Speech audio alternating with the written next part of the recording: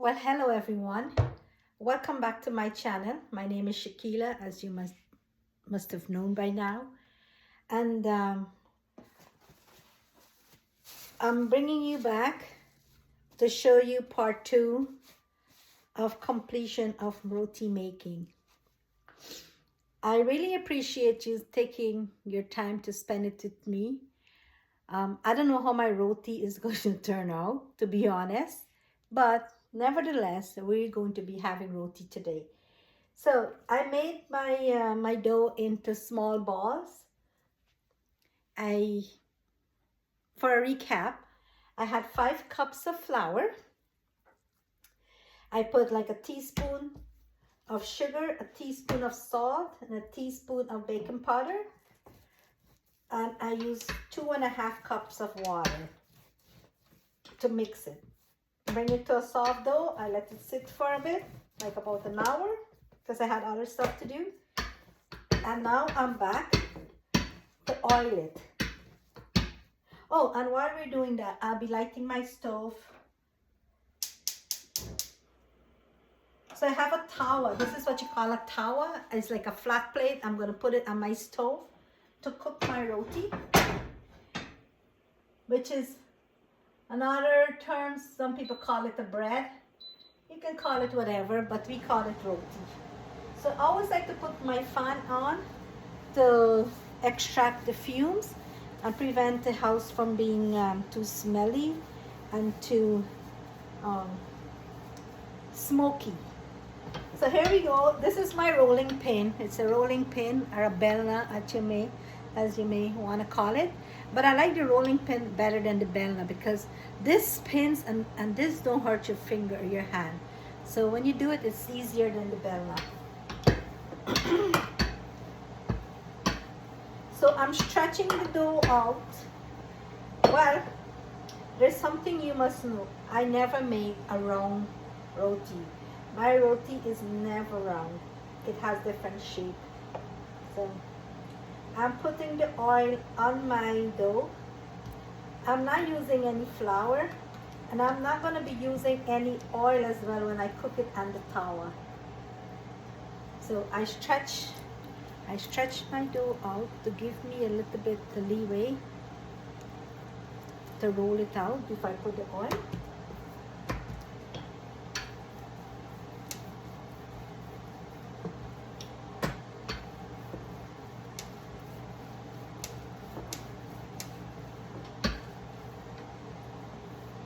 So 5 cups of flour give me 8 roti, like not too big, not too small. It's medium. It's the perfect size for my tawa and the perfect size for me to handle. So I'm putting the oil everywhere on the surface. Then I'm folding the dough on top of itself, so to make sheets. So this one had already been oiled. So this is the first one. So I'm going to be rolling the first one out. It will be cooked on the tawa.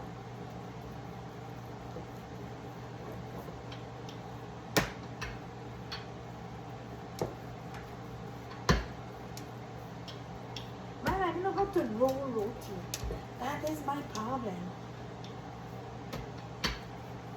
Some people are so good at it, man. Anyways, one day I will get there. Practice, make it perfect.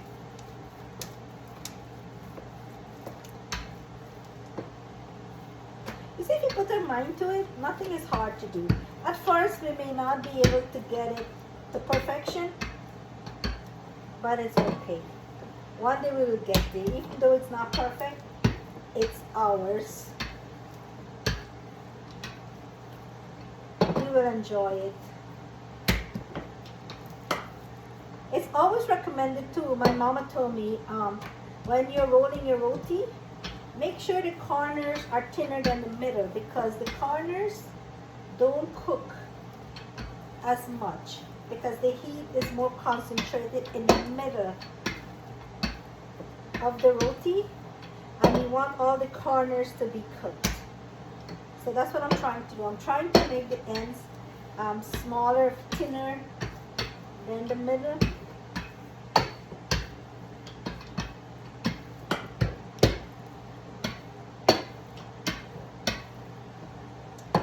So that's what she looks like. You see, that's what she looks like, not round.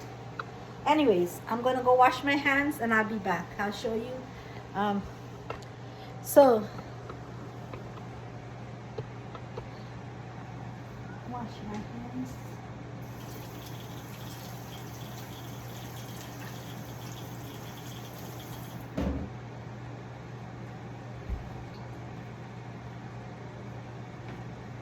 So I'll be clapping my roti in my sink. So I'll put this plate to collect the crumbs. I'll be putting my roti in this dish and I'll secure it after. So now we're getting back to the cooking. I'll show you the first one, how I'm going to be cooking it. I don't know if you're going to get it on the tower. Yeah. And then I'll finish them all and I'll come back to you. So I'll put,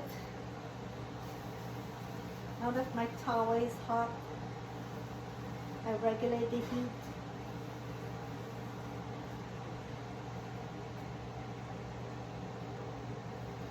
So I pick my dough up, put it on top, stretch it a little bit. But it kind of shrinks. When it goes in the tower, it shrinks. And you stretch it a little bit. And then while that is being cooked, I will roll another one.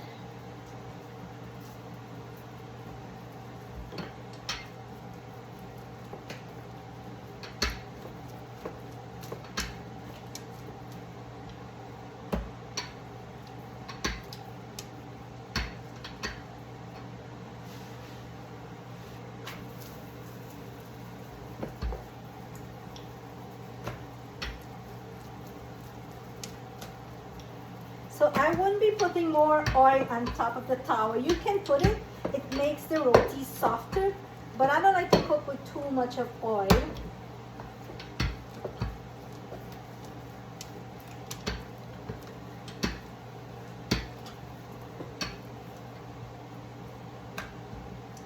You know, some people when they make their roti, they don't clap it with their two hands because it's hot. It burns the hand. So they will use a mug. But I don't understand how to do in the mug. And it's really, really piping hot. So you have to be careful. You have to be a pro to do it. But I'm not a pro. I'm learning the ropes. See? Wow. You see my roti is swelling. It's swelling. See? She's cooking nicely. And now I'll take it from my tower and I will bring it, I'll bring it to my sink where I'm going to be clapping it. So this is what it looks like. I fold it in two, go like that.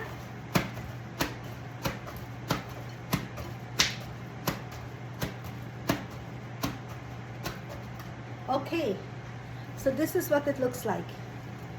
You see? Nice and soft, nice, not too oily, and then I put it in my bowl. So I will finish cooking all of them and then I'll get back to you. Okay, and then we will do a taste test. So see you in a bit. Okay, I'm back with my last one. And look how nice it looks, you see? Let's break it and see what it tastes like. So a little piece. Guess what? It's soft and it tastes good. So I'll give you a recap. 5 cups of flour, 1 teaspoon of baking powder, 1 teaspoon of baking powder, 1 teaspoon of salt, a teaspoon of sugar, and 2.5 cups of water. Mix it together, bring the dough together to a soft pliable dough. Let it sit for about half an hour to an hour. Then you break it into small balls, oil it off, and you start cooking on the tower at medium-high heat. And you have yourself very delicious roti. So go enjoy. Try it out. You must make it. If you don't know how to make roti, I am not a good roti maker and I made it, so you can do it too. If I can do it, you can do it. And please remember to like, share, subscribe, and come join me next time learning to make something new. I don't know, whatever it's going to be, but I know for sure it's going to be something delicious. So have yourself a great day. Thank you so much for sharing your time with me, and it was fun. Don't you agree? Well, have yourself a good day. Bye-bye. Love you.